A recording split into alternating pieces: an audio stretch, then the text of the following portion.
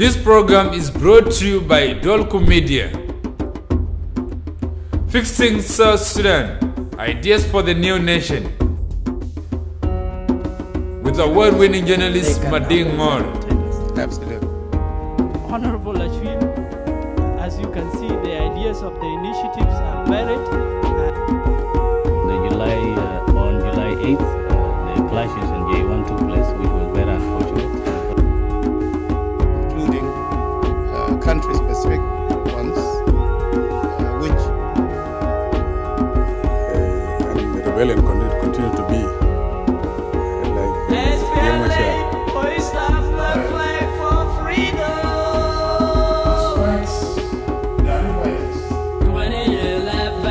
Fixing South Sudan, ideas for the new nation. Hello and welcome to Fixing South Sudan, your ideas for building the new nation. I am Mading Akol. This week on Fixing South Sudan, a talk with the incoming Deputy Minister of Information on her ministry's ambitious reform agenda for South Sudan. With VivaCell, stand-up, and MTN network congestion and more, we ask whether the ministry's prevailing policies are good, practical ideas for fixing South Sudan.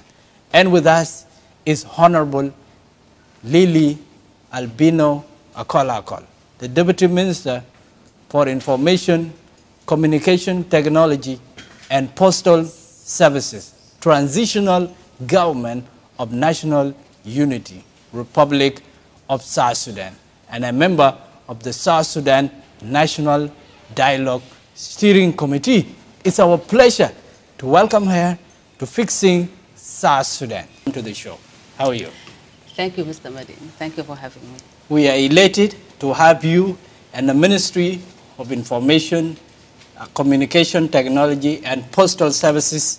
There's just so much to talk about, a lot of issues. Maybe let's start with the most prominent and the newest and the biggest, which is VivaCell. Tell us where things are. Unfortunately, from the last time you followed until now, there's no significant development or progress. As you know, the issue with VivaCell has to do with the refusal to conform to our regulations. VivaCell is reluctant, is unwilling to obtain our license.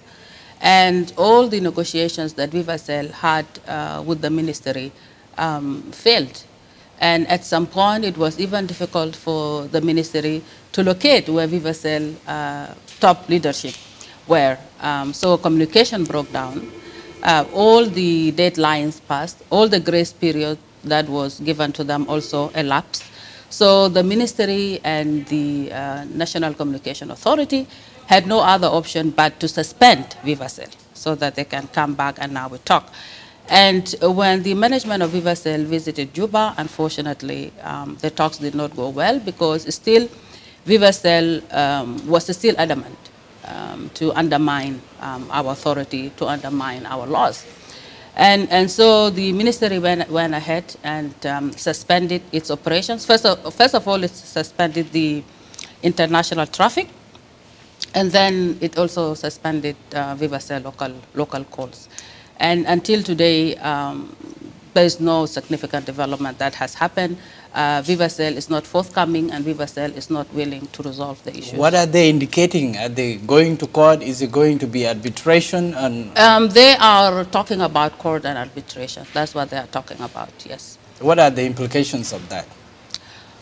Well, what we know on our part is that they don't have any ground, you know, because we did not just wake up and decide to suspend VivaCell.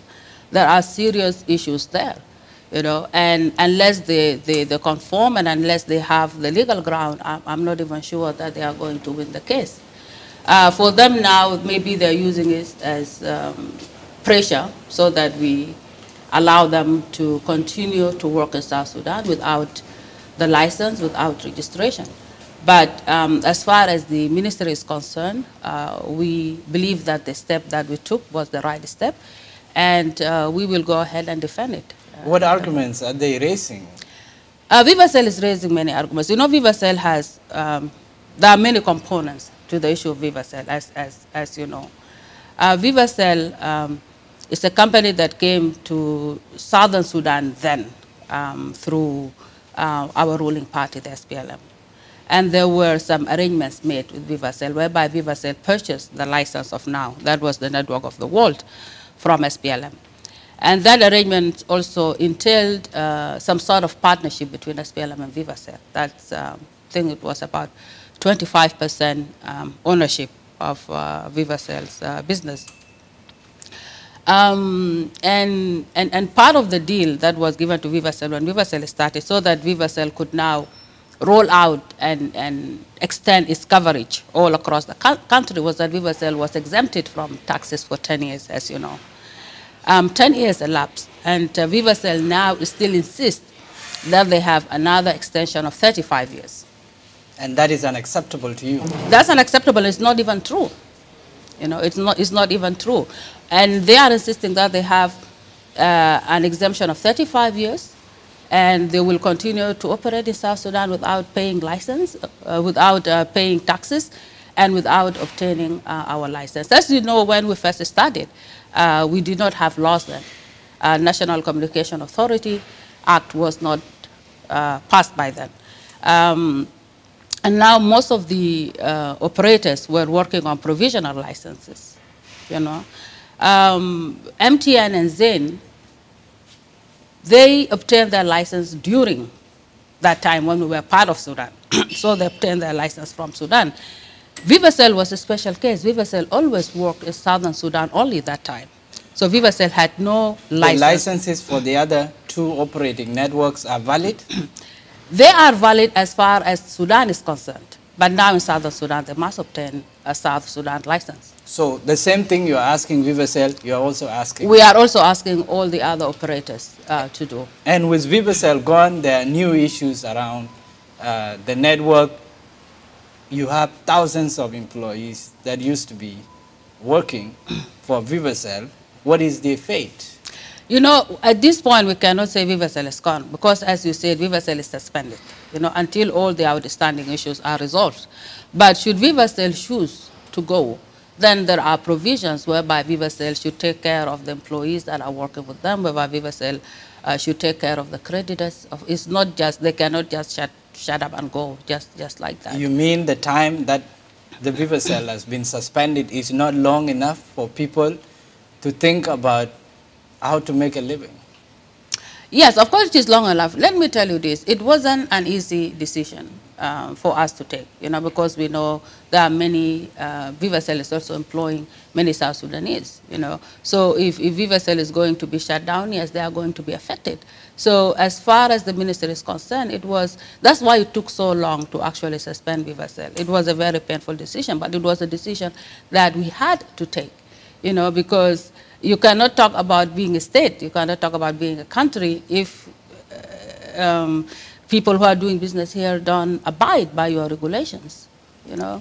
So yes, I mean, we hope, I mean, our approach is that this issue will be resolved. That's what we want to happen. But if the worst comes, you know, yes, people will be affected, and we hope Vivacell will also, or we will enforce our policies whereby Vivacell should in a way compensate these people. But of course, the compensation is short-term,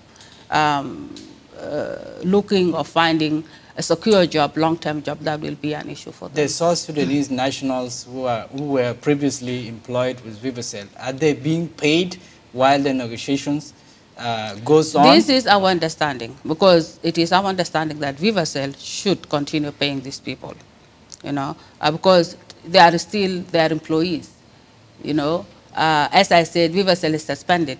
There's no permanent shutdown until today that the National Communication Authority authorized. And with Vivacell suspended, there's a huge vacuum that has been created. A lot of congestion, but congestion, okay. Also, you have major towns have been cut off, Yambio, Kapoita, and even the rural towns across South Sudan. In fact, majority of our people are not able to communicate. That's a major crisis that has been created by your good intention to fix South Sudan? Yes, of course. You know, we don't deny that VivaCell is one of our biggest networks, you know, and it has also the biggest number of subscribers. It has about 900,000 subscribers. Remember when I said that when VivaCell was given the exemption, the idea was for VivaCell to roll out. VivaCell did not roll out all across South Sudan. So VivaCell is mainly in Equatoria and some parts of Bahr al-Ghazal. Even now in Upper Nile, there's no existence of VivaCell in Upper Nile. So yes, what happened when VivaCell was shut down, of course, these states that only had one network, that only had VivaCell, were affected. But now in the ministry, through NCA, we also reinforced a policy that we had, that's infrastructure sharing policy, which means all the operators should share the infrastructure, and which means they are now going to share the towers. So which means now that the towers of VivaCell that are in those states can be used by Zain and can be used by MTN and can be used by any other operator in South Sudan. What difference can that make? It will make a huge difference. It means continuation of services. Because what you want is the ability to communicate, be it VivaCell or Zain or MTN. So if these towers are used by the other operators, then yes, one operator, even if just one operator has some technical issues, then it means the other one is working. So now they started already. Zain started mapping the areas that they want to expand. MTN also started mapping. And this is an issue that we will resolve slowly. But you also need to know that there are other factors apart from the shutdown of VivaCell that is affecting the major mobile operators in our country, like insecurity, the issues of access. Yeah. VivaCell goes out, MTN comes in, and we end up with a lot of congestion. It is understandable because what happened, many subscribers moved in one night to MTN. You know, so now... And that was anticipated. That was anticipated because there was a warning that VivaCell was going to be shut down. MTN, we are now working with MTN. MTN is trying its best to alleviate that congestion. You know, there's a lot, but it just doesn't, it's a process in itself. And as I said, major MTN stations are also affected by the war. And now they have issues of accessibility, you know, that's a problem. There are areas where their stations are completely, unfortunately, vandalized, you know. So they are working on that. And we are also working with the state governments to provide security to these stations because they need them and their citizens need them in these states. So it's a painful process, but it has started. And our hope is that it will be totally alleviated soon. What happens to the states that are totally cut off? As I said, now we reinforce the infrastructure sharing, and those states now, MTN and Zain are going there. How long are we talking about? We are talking about weeks to 1 to 2 months. Actually, I think, I'm not sure, but I don't want to say something I'm not sure about, but I think that they have started now with Kopoita. To see how they can go there and start the operations. Why don't we take a break here? We will be back.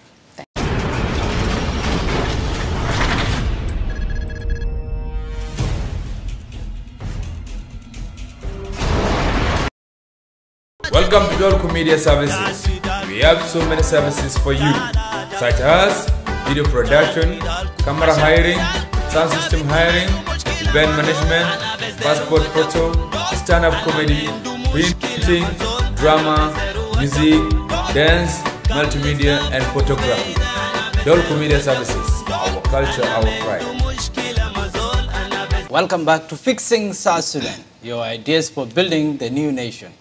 I am Madingor, and with us is Honorable Lily Albino Akol, the Deputy Minister for Information, Communication, Technology, and Postal Services, Tigonu, Republic of South Sudan, and a member of the South Sudan National Dialogue Steering Committee. It's good to be back and follow up on the issues. And the big thing that is also touching the network operators has to do with the new system, the international gateway that has been brought in, and what is the status of the gateway and how are the network operators responding to it? It's part of the problem and also part of the solution. Yeah, it is part of the solution, if you ask me. It's not part of the problem. As you know, we have a policy that says all operators should use the South Sudan International Gateway. And the difficulties that we have been facing with operators is we are unable to determine their revenue, how much are they generating. And this has been a big headache to the government. And as you know, telecom is a revenue generating institution, you know. So we have always been at the mercy of the operators. They are the ones who tell us this is how much we have made and this is how much we are remitting. And when it comes to international calls, because this is when the international gateway will be used, we don't even get to see that money. It sits somewhere in their accounts in hard currency. So now what the South Sudan International Gateway is doing is that all the international traffic, be it data and also be it voice and later on data, are going to go through our international gateway. And there has been a lot of pushback, of course, from the operators because they are not used to it. Each operator is used of running their own gateway, setting their own prices, and the country is unable to control that and see that and regulate that. So now with the South Sudan International Gateway, that is going to stop. And MTN is actually now in negotiation with the South Sudan International Gateway and the NCA to see the terms of the interconnect agreement. Zain is also the same thing. In principle, they are in agreement with the ministry that, yes, they should use the international gateway. But now it is just finalizing the agreement. That's what we are working. And we cannot finalize the agreements until they sign the license, until they have our license, because it's the license that will now make them a legal entity for us to be able to engage with them. So that's very important. The talks have been ongoing for a while, and what's going to compel them to do it? Because to them, they are not going to make a lot of profit. And that's a major factor in business. No, they will still make profit. The only difference is that we will know how much profit they are making. And we will be able to then bill them accordingly. So what the International Gateway will do, it is us to now bill MTN and Zain or Vivacell, not the other way around. Not them telling us this is how much we have made and this is how much we are paying you. But they would still be making money. Yes, it will not be as much as it used when they were running their own gateway, but it is not a complete loss for them, no. But it's just the pushback is they just wanted to be free to do what they wanted to do, actually, and get away with things. Even the company that brought the international gateway is also losing it because they are not making money. The gateway has been sitting. The negotiations have been perpetual, no end in sight. Are you ever going to compel them or give them a deadline? You know, it is not compelling. It is talking and enforcing our policy, you know, and it is them also agreeing to conform with these policies. And they are ready to do that, and they are willing to do that. But when you are starting something new, you want to be sure that you are doing it right. That's why you see all these negotiations are taking a little bit more time than what is expected. Vivacell outright refused to even start negotiations and discussions on the South Sudan International Gateway. For them, they did not want to use it. But the other major operators, yes, they are willing to do that. And as I said, we have started. And soon enough, the gateway is ready. It is tested. It's just as soon as the agreement is signed, now they will move their international traffic to If the interconnect agreement is signed, what are the implications for the consumers, for the people? No. People complain about tariffs. Is it going to be lower or higher if they have to pay for a license and have to pay for a You have two things. The tariffs now. I know there's a lot of issues now with the tariffs because our tariffs are low. We haven't increased the tariff for so long now. And it has been a big concern with the government. I know once at the Council of Ministers, the Honorable Minister was advised to not allow the operators to increase the tariffs now, and I know our parliament has issues with that. And so the issue of tariff is a big concern for the operators, because if you look at our economy today, everything is going up. And everything is doubling, everything is tripling, except the tariff. So this is an issue that we also need to look at and discuss, but also together with our cabinet and together with our parliament for it to be reasonable. And we are talking about local calls here, not even international calls. International calls are not going to change. So if you use South Sudan gateway or if you use any other gateway, the same price that you are going to pay when you are calling the United States or Australia is going to be the same. It's not going to be affected. It's just the route that you are changing. So no, it's not going to have any effect on our consumers using our gateway. In this program, we speak of fixing South Sudan. And is your ministry fixing South Sudan? Of course. You know, that's our vision and that's our mission, you know. All the things that you see we are doing is fixing South Sudan. You know, we are now looking at laws, we are looking at regulations, we want to enhance technology, we want to enhance communication. This is all issues that are we see are very important in fixing South Sudan. We are in the 21st century. 21st century is technology. And we are the ministry in charge of that. So, no, we try everything in our best. Yes, in our reach. You face a sea of troubles, because you're actually responsible for a lot more than what we have talked about. Of course. You have the South Sudan Broadcasting Corporation, yes. SSBC, there are a lot of issues with that. The studios are not in place, and you have the printing press that is also not functional. The media authority also is solving some issues, but then there are also controversies. Miraya FM shut down, and there's a lot on your plate. So what are you going to be able to do? No, you take it slowly, you know, and but at the same time you are also focusing. But you know, for us or for any major institution to function, you need resources. And you know, resources have been a big problem, especially given the state of our economy today. We are dealing with very little, and we are expected to accomplish a lot with that little that we have. So within that little resources that we have, we are setting priorities, and we are looking at that.